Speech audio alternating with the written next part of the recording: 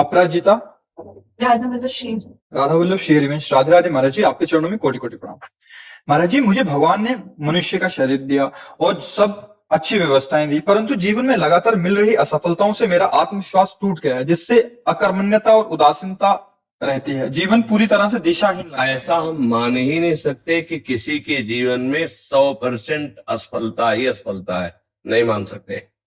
क्योंकि दिन है तो रात आएगी, रात है तो दिन आएगा, ऐसा हम नहीं मान सकते। आपके जीवन में सफलता और असफलता दोनों का चक्र चलता है, दोनों सबके जीवन में आते हैं। हाँ, आपकी मांगे इतनी बड़ी हैं कि उनकी पूर्ति करने के लिए आपके पास कर्म सामग्री नहीं है, इसलिए आत्मविश्वास आपका टूट रहा है। अब आप हीरा का हार पहनना चाहो, जेब में 100 रुपया है और आप फिर भगवान को कोसो और अपने को कोसो, तो नहीं। अगर 100 रुपया है तो आप 100 रुपए की ही कामना कीजिए, 100 रुपए की वस्तु की तो आपको परेशानी नहीं होगी। ऐसे ही आपका प्रारब्ध कर्म आया है, अब आप उसके अनुसार चलेंगे तो ठीक है, और उससे ज्यादा मांग करेंगे तो उसकी पूर्ति होगी नहीं। तो आप चाहे भगवान को कोसो चाहे अपने को कोसो, उससे कोई लाभ होने वाला है नहीं। इसीलिए विवेक की जरूरत है, ज्ञान की जरूरत है। क्या आप असफलता समझते हैं? आपको बोलना सिखाया, आपके कान है, कितनी सामग्री आपको भगवान ने दी, सफलता ही सफलता है। और आप हमको कोई ऐसे तो दिखाई नहीं दे रहे कि आप फटे पुराने कपड़े पहने, किसका प्रश्न है? हाँ, तो आप भगवान को या अपने को क्यों निराश शब्दों में ला रहे हैं? आप आगे से आगे कामनाएं, आवश्यकताएं सबकी भगवान पूर्ण कर रहे हैं कर्म के अनुसार। आपको जो अत्यंत आवश्यक है वो भगवान पूर्ण कर रहे हैं।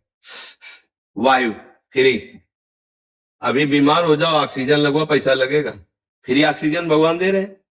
जल दे रहे, पृथ्वी दे रहे, आकाश दे रहे, बुद्धि का देखो, आंख कितनी सुंदर हम सब देख सकते। किसी किसी की आंख नहीं, थोड़ी देर सोचो उसका कैसा जीवन होगा। कोई बोल नहीं पा रहा, कोई सुन नहीं पा रहा, कोई तीनों से रहता है, ना बोल पा रहा है ना सुन पा रहा है। अब उसका जीवन कैसा है? आप कभी भगवान को धन्यवाद दीजिए कि आपको कितना सुंदर जीवन दिया है और आप खा पी रहे हैं। आपने कभी वो गरीबी देखी है जिसके लिए आप कोसने के शब्द में बोले? वो गरीबी देखी है? आप तो बहुत ऐसा लग रहे हैं कि अच्छे घर से हैं, तो आप ऐसा क्यों बोले? नहीं, आप ऐसा बोले क्यों? आपने अपनी वासना को इतना क्यों बढ़ा दिया? आप ऐसी इच्छाएं क्यों कर रहे हैं कि जो आपके पास पावर नहीं है उससे ज्यादा आप कर रहे हैं? आप नाम जप कीजिए, आप तपस्या बढ़ाइए, आप सत्कर्म बढ़ाइए, उसके अनुसार आपको लाभ मिलेगा। यहाँ संसार में कुछ फ्री नहीं है। अगर कोई राष्ट्रपति बनी बैठी तो तपस्या की है, वो यहाँ फ्री नहीं है। अगर कोई अरबों रुपया में खेल रहा है तो उसने दान किया है, पुण्य किया है, तपस्या की तो है। अब पाप कर रहा है तो उसका परिणाम आएगा, सब नष्ट होगा। लेकिन पूर्व में उसने किया है, उसका फल उसको मिल रहा है। यहाँ एक पैसा भी फ्री नहीं है, हमारे कर्म के अनुसार ही हमें मिलता है, हमारे कर्म के अनुसार ही जाता है। अब वर्तमान में तुम्हारी खेती क्या है? ये तो तुम्हारी पूर्व की खेती है। अब वर्तमान में आप क्या कर रहे हैं?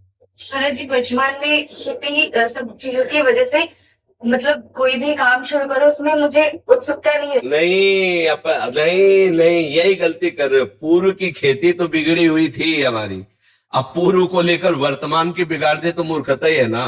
वर्तमान की खेती चकाचक करो, उत्साह संपन्न, मदीर विशुत्रम, क्रिया विदेग्यम, व्यसने सुशक्तम, सूरम कृतज्ञम, दृढ़ सौहृदन से लक्ष्मी स्वयं याति निवास है। तो ऐसा थोड़ी, उत्साह से संपन्न रहो, हर सफलता को प्राप्त करने के अंदर असफलता को रौंदते जाओ। एक बार असफल होंगे, 2 बार असफल होंगे, 3 बार असफल होंगे, चौथी बार मुझे ज्ञान हो जाएगा मैं क्यों असफल हो रहा हूं, और उसमें निकल जाएंगे। ऐसा नहीं कि किसी के भाग्य में इतना ही लिखा है कि हर बार असफल होता ही चला जाए, ऐसा कभी हम नहीं मान सकते। हमारा मनुष्य जीवन कोई पशु जीवन नहीं है कि हम केवल प्रारब्ध के अधीन है। हम नवीन कर्म करके नवीन प्रारब्ध की रचना करने आए हैं। हमें निराश नहीं होना, हमें नाम जप करना है, पवित्र चरित्र रखना है, दूसरों के अधिकार की रक्षा करनी है। क्योंकि आप किसी एक परिवार में होंगे, आपका कोई परिवार के सदस्य जन होंगे, उनके भावों की रक्षा करनी है, उनकी सेवा करनी है, और सांसारिक उन्नति के लिए हमें प्रयासरत रहना है। अगर हम असफल हो जाते हैं व्यापार में, नौकरी में, प्रयास में, तो हमें निराश होकर नहीं बैठना, हमें फिर और उपाय करने हैं। किसी न किसी दिन सफलता हाथ लगी जाएगी। ऐसा नहीं है कि हम असफल होते ही चले जाएं। हम आपको एक शास्त्रीय दृष्टांत देते हैं। विद्यारण्य नाम के बहुत बड़े सन्यासी हुए हैं। वो गरीब ब्राह्मण के घर पैदा हुए थे, माता पिता के पोषण के लिए उनके पास व्यवस्था नहीं थी। तो वो चूंकि ब्राह्मणत्व में थे तो उन्होंने संतों का संग किया था, तो गायत्री अनुष्ठान किया। 24 लाख गायत्री का एक पुरस्चरण होता है। उन्होंने एक पुरस्चरण का अनुष्ठान पवित्रता से, गायत्री अनुष्ठान माता गायत्री का, कुछ नहीं मिला। दूसरा अनुष्ठान, तीसरा अनुष्ठान, चौथा 23 पुरस्चरण की, 24 लाख गायत्री के 23 पुरस्चरण के। अब माता पिता पधार चुके थे, यौवन अवस्था से ऊपर अवस्था क्रॉस कर गई थी, गायत्री अनुष्ठान करते करते हार गए और उन्होंने संन्यास लिया। जो ही संन्यास लिया तो आद्या शक्ति देवी गायत्री प्रकट हो गई और उनका बेटा, यहां से लेके ब्रह्म पदवी तक तू मांग, अभी तुझे दे दूंगी। तो उनका माता, अब तो मैं सन्यासी हो गया, जब मैं धन मांग रहा था तब आप क्यों नहीं आई? तो उनका, तुम्हारे 24 ऐसे महत पाप थे, 23 पुरस्चरण से वो सब नष्ट हो गए, एक और बचा था तो सन्यास ले लिया, उससे वो नष्ट हो गया। अब तुम देवराजेंद्र पद का, कुबेर का खजाना मांगो तो मैं दे दूंगी। बोले अब सन्यासी हो गया, मुझे इसकी जरूरत नहीं है। तो इससे हमको ये मिला कि जब तक हमारे पूर्व के पाप हैं तो वो हमको उन्नति में बाधा डालते हैं, हमारा प्रयास असफल हो जाता है। तो हमको साथ में भजन ही करना है, भजन भी करना है। हमें इसीलिए कहते हैं राधा राधा राधा राधा, कृष्ण कृष्ण हरि हरि, राम राम। जो नाम तुम्हें प्रिय हो भगवान नाम, वो नाम जप करो, क्योंकि वो नाम तुम्हारे उन पापों को नष्ट करेगा। 24 पुरस्चरण मतलब एक तरह से हुए, 23 पुरस्चरण एक संन्यास, तब वो निष्पाप हुए। तो अपने लोगों के पास कितना होगा पाप? 4 माला जपे, काम नहीं बना तो अश्रद्धा हो गई। सच ऐसा नहीं होता। वो 4 माला फ्री नहीं जाएगा, वो 23 पुरस्चरण फ्री नहीं गए। 24वां संन्यास लेते ही माता जी साक्षात प्रकट हो गए, आप जो मांगो। तो उनका बहुत बड़े महापुरुष हुए हैं विद्यारण्य सन्यासी जी, उनके बड़े बड़े ग्रंथ है, बहुत उच्च कोटि के महापुरुष है। तो हमारी ये प्रार्थना है, असफलता में हमको निराश नहीं होना, हमें रौंदना है इस असफलता को। हम मनुष्य देह प्राप्त करके भगवद अंश है, हम कोई पशु नहीं है कि हम असफलता में बस झुक गए, उत्साहीन हो गए, भगवान से अश्रद्धा हो गई, जीने से अश्रद्धा हो गई और क्रियाओं से अश्रद्धा हो गए। ऐसा नहीं, हर बार हम लड़ेंगे, एक बार विजयी होंगे।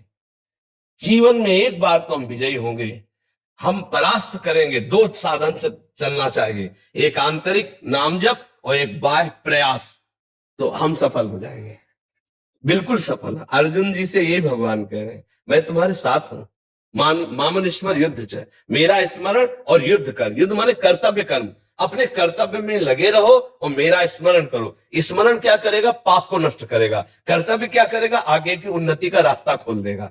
अब हम लोग सही पूछो तो धर्म का आश्रय नहीं लेते, भजन का आश्रय नहीं लेते और मनमानी आचरण करते हैं। कोई बिरला ऐसा होगा जो अपने जीवन के चरित्र को पावन करके धर्मयुक्त चल करके ऊंचाई पर चढ़ना चाहे। नहीं तो ऊंचाई पे चढ़ना चाहता है, लेकिन जहां से ऊंचाई बनती है उसे खो देता है, तो वो ऊंचाई कुछ दिन के बाद उसकी मिट्टी पलित हो जाती है। ये हमारी बात ध्यान रखना। धर्म के बिना आज तक कोई ऊंचाई पर नहीं चढ़ पाया है। ऊंचाई पर चढ़ने के लिए चरित्र पावन और आपका विचार और उत्साह पावन। अगर चरित्रहीन जीवन रहा तो कुछ भी रुपया इकट्ठा कर लो, तुम्हें शांति नहीं मिलेगी। कुछ भी कर लो, शांति नहीं मिलने वाली।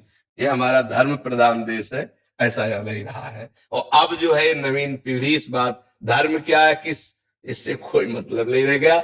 चरित्र क्या है, इससे कोई मतलब नहीं रह गया। अब आप जैसे कहो कि ऐसा कैसे कह सकते हो चरित्र नहीं, तो आप हमें बताओ, आज इस लड़के से बॉयफ्रेंड गर्लफ्रेंड वाला जो संबंध चलता है, फिर इसके बाद एक शब्द आया है ब्रेकअप, फिर आया नवीन बॉयफ्रेंड, फिर आया ब्रेकअप, फिर आया नवीन। अब जो हंसी में उनसे बात पूछो तो बोले 9 गर्लफ्रेंड, 10वीं, वो 10। इसको आप क्या कहेंगे? ये क्या हो रहा है हमारे समाज में? इसको क्या कहा जा रहा है? इसको बॉयफ्रेंड गर्लफ्रेंड को कुछ दिमाग में नहीं रखा जा रहा है, लेकिन अपवित्रता का संचार हो रहा है कि नहीं हो रहा? देह अपवित्र, मन अपवित्र, विचार अपवित्र, चरित्र अपवित्र नहीं है। हम मानते हैं दोस्ती करो, मानते हैं, लेकिन एक को स्वीकार करो और माता पिता की सहमति से पाणी ग्रहण करके फिर गृहस्थी धर्म का, तो पवित्र जीवन हो जाएगा। हम इस पक्ष में नहीं जाते।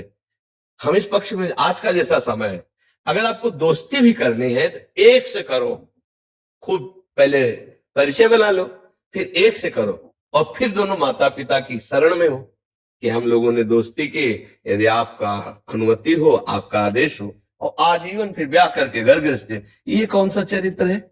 हम दोस्ती के लिए नहीं रोकते, करो दोस्ती।